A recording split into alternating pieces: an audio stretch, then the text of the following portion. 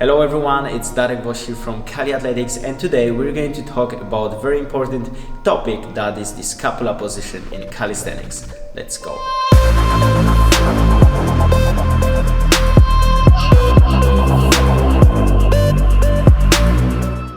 A lot of calisthenics beginners, but not only, also intermediates and advanced, completely forget about the position of the scapulas in calisthenics exercises. So it's very important to know the position of your scapulas in each exercise. So guys, to get it started, we got a few movements of our scapulas. The first one is the scapula protraction, where you pull the shoulders in front of you. The second one, instead, the opposite, is the scapula retraction.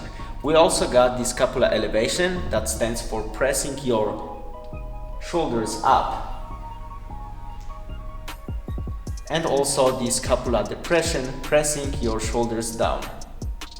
We also got the scapula downward and upward rotation, but we are not really going to use it. So today we're going to focus on the main four movements.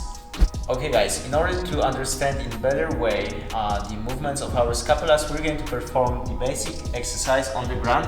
So first of all, going to support yourself in a basic push-up position on the knees. And from that position, make sure that your elbows are locked all the time. We're going to start working with the scapula retraction, so pulling the scapulas together and then protraction. And once you master it, you're going to practice also the scapula elevation and depression. So here, if you want to depress the scapulas, you want to squeeze here, activate your lats, and it's going to look like that. Depression, elevation. Once you master it, you can move to the support position in a push-up. Make sure that you activate your core. You're not going to have it like that. Keep the hollow body position. Make sure elbows are locked all the time, and going to perform it exactly the same way.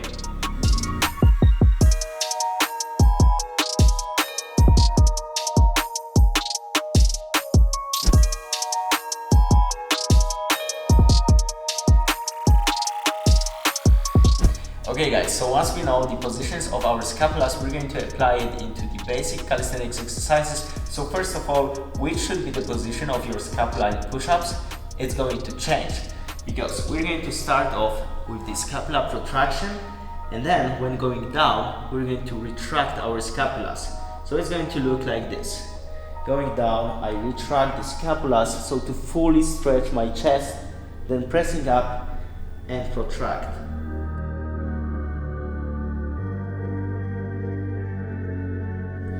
This is going to help you engage more muscle groups. So for example, also the serratus anterior, that is supposed for the press here to protract your scapulas, and then when going down, you want to retract the scapulas because you want to fully stretch your chest and let it work in the full range of motion.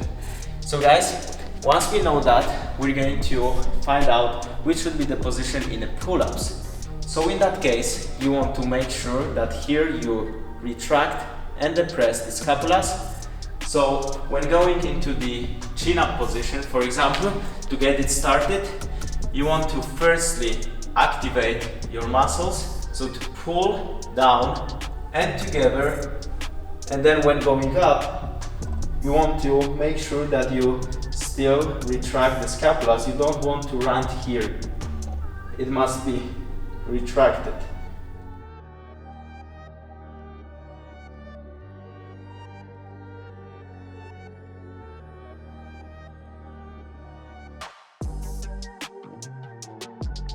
When going down, you want to move from the depression to elevation of your scapula to fully stretch your lats. So the position is going to go, first of all, from the scapula elevation to depression, pull up, keep the depression, go down, stretch, then get active, hang again, and pull.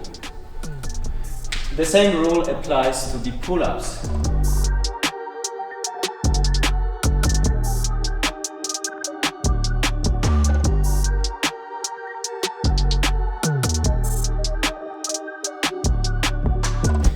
course, there is nothing wrong if you perform the pull-ups or chin-ups with the scapulas depressed all the time, so to have the muscles under the tension all the time. So you can perform also the pull-ups in this way.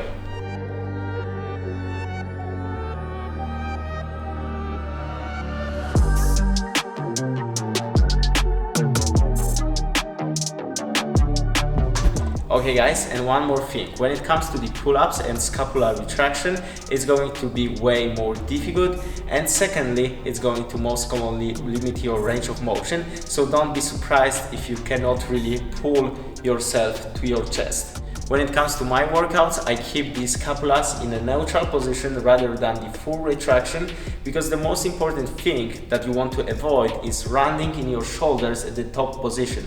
So I'm avoiding that by keeping my back in a neutral position and also keeping in mind to depress my scapulas. So guys, you can perform it in the two ways. The one is full scapular retraction, the second one is the neutral position. Third exercise we got are dips. In dips we want to make sure to depress our scapulas, and also when it comes to the protraction or retraction, there are a few methods of performing that. If you want to focus a bit more on your anterior deltoids, you want to protract the scapulas a bit more. If you want to fully stretch and engage the chest muscles, you want to keep the scapula in the neutral position or slightly retracted. So we're going to jump into the deep position, and from that we want to depress our scapulas. And now, depending on your goal, you can protract them slightly or keep in a neutral position. I prefer myself to keep it in neutral position, so to engage a bit more my chest. I lean a bit more forward and then work in the full range of motion.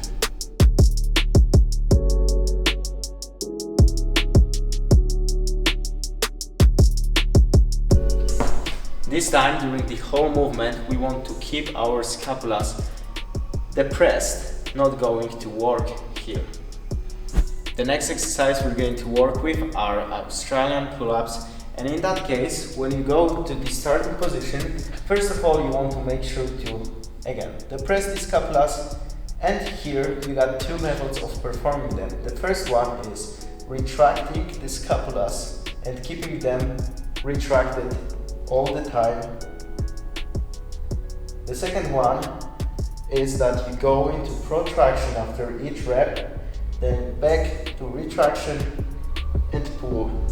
In that case, you fully stretch your trapezius and then work in full range of motion.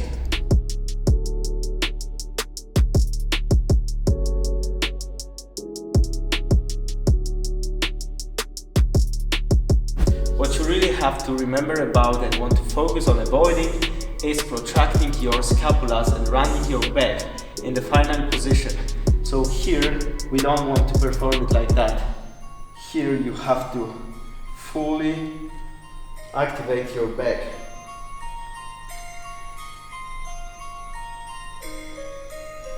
So now guys, the last two exercises I prepared for you are the front lever and back lever. When it comes to the front lever, we should aim to get the scapular retraction, but the full scapular retraction in front lever is almost not possible. So because of that, we want to focus on avoiding protraction of the scapulas, keeping it slightly protracted or in a neutral position. If possible, you can aim over time to keep the scapulas as much together as you can.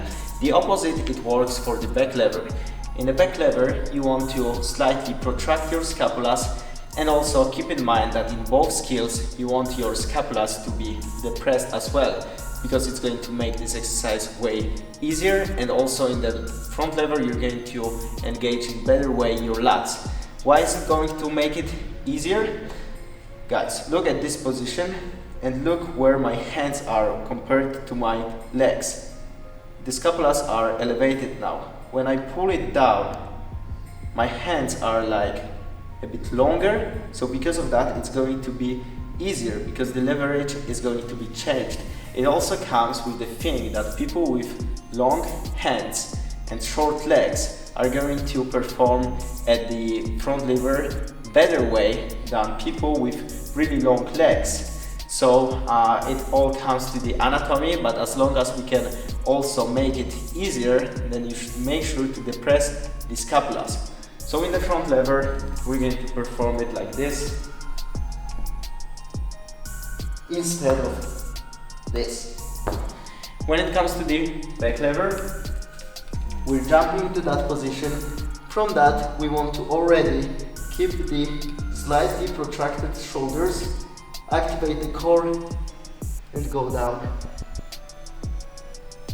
Make sure that you don't go like this.